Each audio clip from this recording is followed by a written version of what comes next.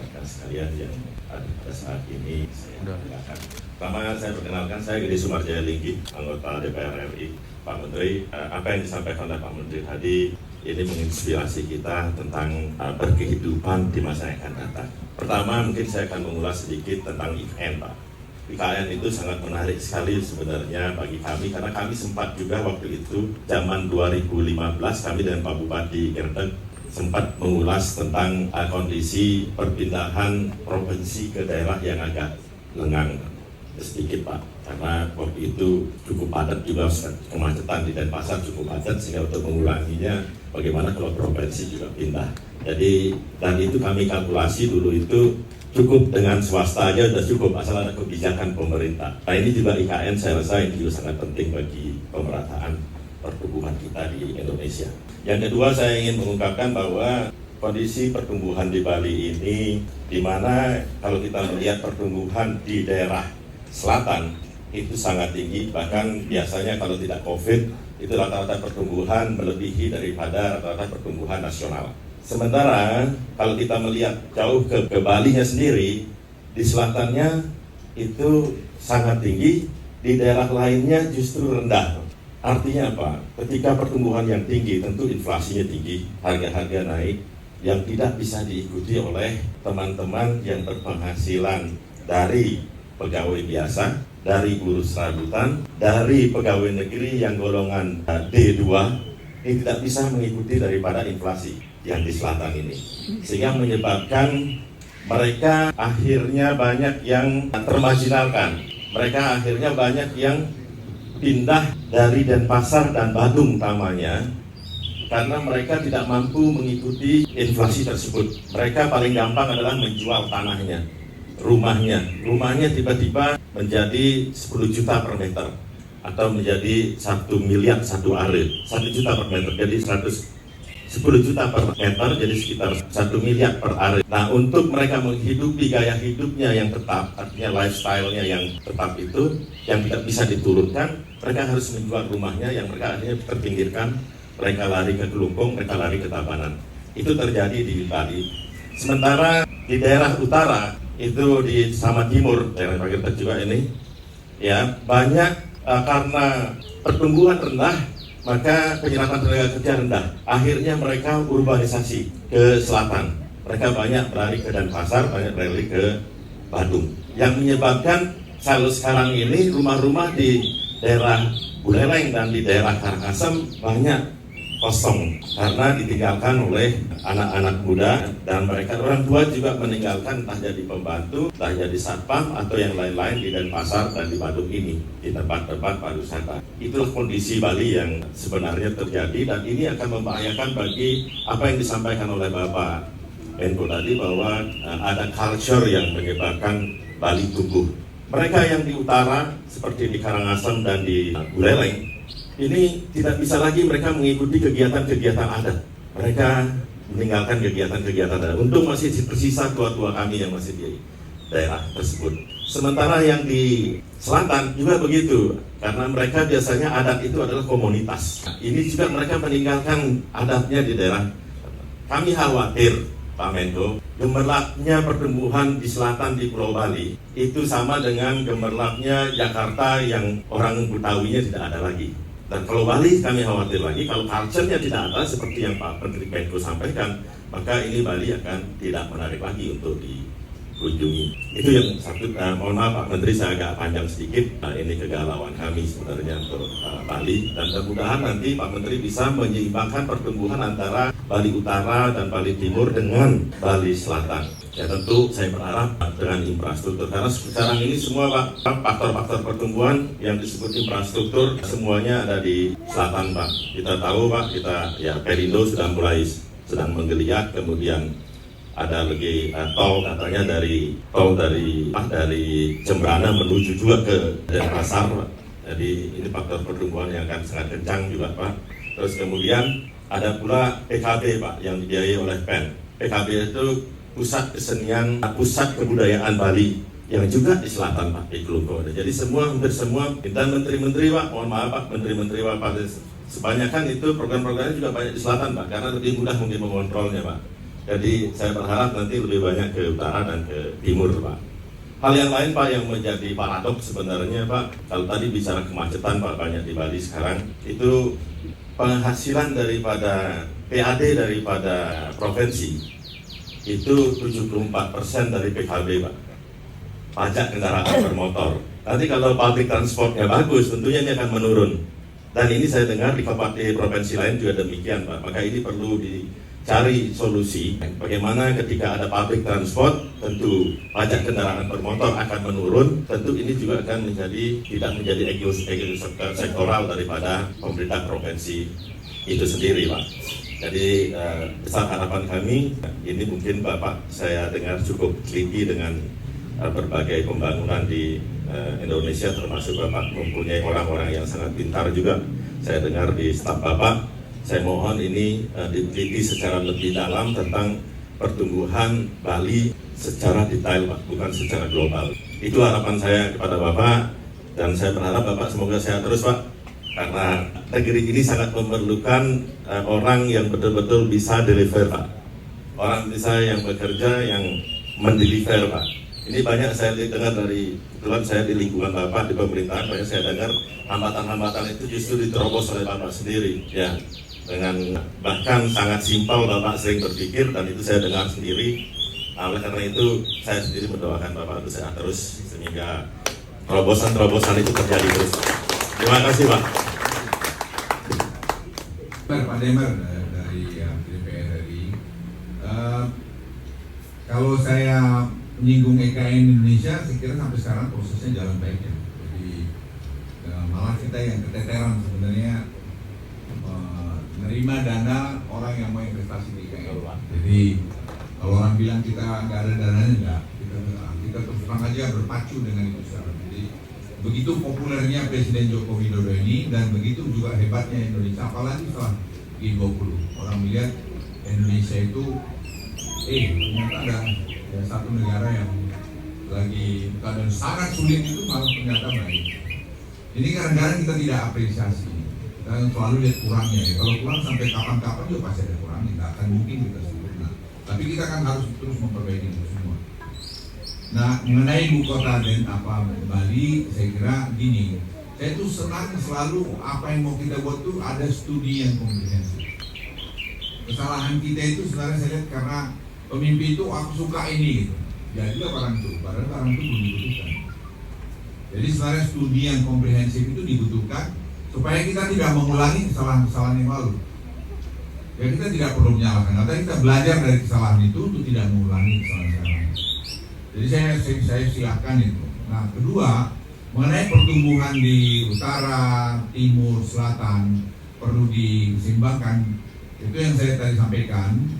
Pak Wagub saya undang nanti dengan Pak Bupati, dengan Pak Bupati, Pak Gubernur tentunya, Wali Kota, dan Universitas Udayana, dan juga dari kantor kami untuk duduk dengan Bappenas. Ini gimana sih Bali ini gitu? Tadi yang Bapak sampaikan ini gimana nih sekarang? Mau diapakan ini 25 tahun sampai 50 tahun ke depan? Nah kita harus bilang studi. Saya bilang sama Pak Gubernur Wagub tadi malam, kita kita hire aja Universitas Udayana. Tambah kalau perlu ada konsultan asing untuk membuat studi ini. Jadi basisnya harus studi supaya hasilnya itu betul-betul komprehensif. Jadi jangan perasaan, tapi basisnya data untuk ke depan. Itu saya kira perlu dilihat. Dan tapi memang dari hasil apa yang kami dapat, memang Bali ini akibat COVID harus berubah. Jadi tidak hanya kepada turis saja, dia harus mulai membuat tadi pertanian. Dari saya sudah singgung pertanian, peternakan, perikanan, ya, yang harus dilihat di daerah mana dibuat itu. Nah, misalnya untuk spot turis, diving, hiking, di mana dibuat itu. Kemudian pertanian harus pertanian modern Pak, yang yieldnya tinggi. Makanya di Toba itu sekarang kita bikin research center untuk genomik. Genomik ini adalah bagaimana membuat misalnya kacang apa namanya? Ini bisa yieldnya lebih bagus. Ya, yieldnya lebih bagus, kualitasnya lebih bagus. Itu bisa sekarang dengan teknologi sekarang bisa. Genomik itu ada 3. Satu genomik untuk manusia. Saya ketemu kemarin di Shanghai, Beijing Genomic Institute. Kemudian di Amerika juga dengan di San Diego. Kemudian yang ketiga kemarin dengan Oxford Genomic Institute. Jadi mereka ini sudah mengembangkan itu. Illumina dari Amerika. Nah, untuk manusia, di mana manusia itu sekarang bisa direkayasa, ini juga berbahaya dari segi agama. Hati-hati juga kita, karena bisa umurnya diperpanjang, lebih sehat, lebih pintar dan seterusnya. Nanti orang tanya Tuhan itu di mana nanti? Itu enggak. Di scientific harus dilihat. Nah, nanti orang bisa direkayasa, dilihat sakitnya 5 tahun ke depan tuh kira-kira apa? Bisa diramalkan dengan tadi genomik dengan genomik teknologi. Pertanian juga demikian. Di pertanian juga begitu Pak. Nanti buah apa yang bisa cocok dibuat di sini. Nah, perikanan atau binatang juga demikian. Nah, binatang apa sehingga kita mendapatkan binatang yang baik. Teknologi ini sekarang saya sudah singgung tadi, kita bisa dijajah secara teknologi oleh bangsa lain, tapi tidak dari penguasaan teritori. Nah, jadi teknologi ini menurut hemat saya memang harus kita hadapi. Jadi kalau mau melihat Bali ini Pak, bukan hanya Bali aja, semua. Saya sekarang akibat COVID ini berubah pandangan saya pada globalisasi itu. Jadi apa yang disebut keterpaduan logistik itu, saya pikir kita harus pertama 70% harus kita bisa merambil diri kita, mensupport diri kita. Jadi waktu COVID kemarin kita butuh paracetamol Pak. Itu begitu India lockdown, kita nggak punya Pak. Kita nggak punya. Itu salah satu contoh yang disebut global supply chain itu menjadi modal, ternyata nggak jalan. Kalau keadaan disrupsi seperti COVID. Jadi artinya apa? Ya kita harus ada kemandirian. Makanya tadi ini putarnya di situ Bapak Ibu. Makanya saya dorong betul sesuai instruksi Presiden supaya kita e-katalog. Supaya apa? Buatan dalam negeri banyak. Supaya apa? Kalau terjadi apa-apa dunia, kita masih tetap survive. Minimal. Itu lahir dari pengalaman sendiri. Jadi itu membawa keberuntungan buat negeri ini. Jadi kita jangan berkelahi, nggak perlu berkelahi. Kita habis energi kita Pak, 30% menurut saya. Hanya mempertengkarkan yang tidak perlu dipertengkarkan. Ya habis Pak. Misalnya, contoh saya bilang dari istri saya sampai bilang, wah Pak Luhut tuh hanya pro Cina aja gitu. Pro Cina memang gue bego apa? Kan enggak. Karena tapi saya lihat yang bisa segera mau menuruti mau kita itu baru Cina. Saya waktu ke Tiongkok saya bilang kalau yang mulia bersedia investasi ke kami dengan bahasa yang lembut. Mohon ada 5 hal yang perlu diperhatikan. 1, harus ada teknologi transfer. Apapun yang kita bawa ke Indonesia. Kalau enggak kita kapan mau maju-majunya? Apa ada pernah teknologi transfer di Indonesia? Enggak pernah, ada carilah. Berpuluh-tahun. Pokoknya datang investor masuk, entah siapa dia, entah Amerika, entah mana saja.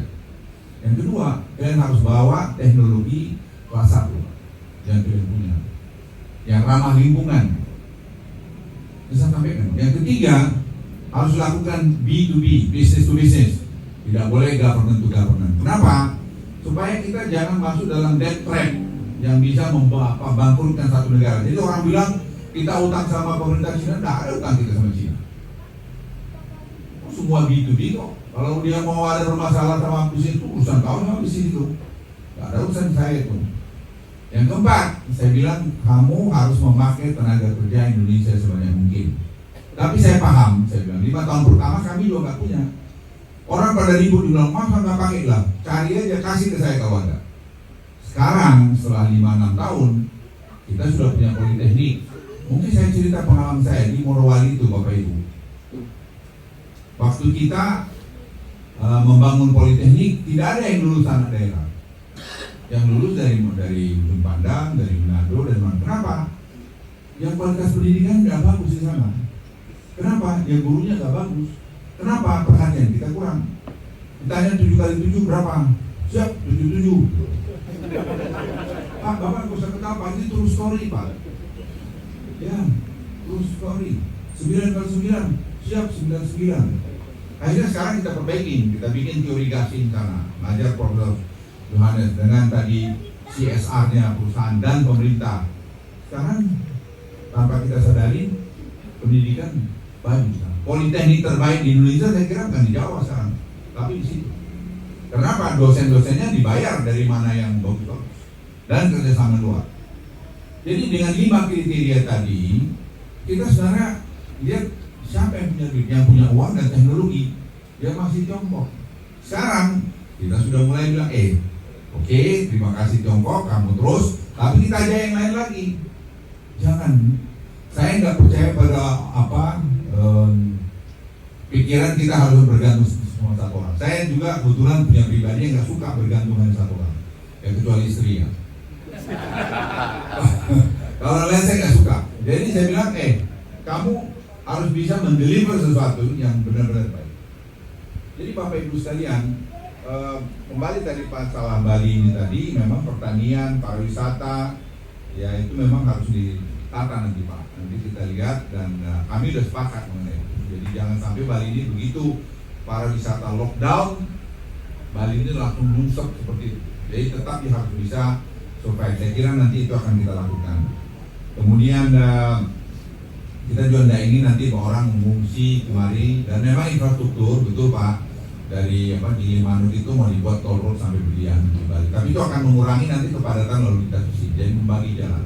Di utara juga kita perbaiki. Nah sekarang kita harus nanya apa sih yang paling baik, dan itu pernah saya laporkan Presiden.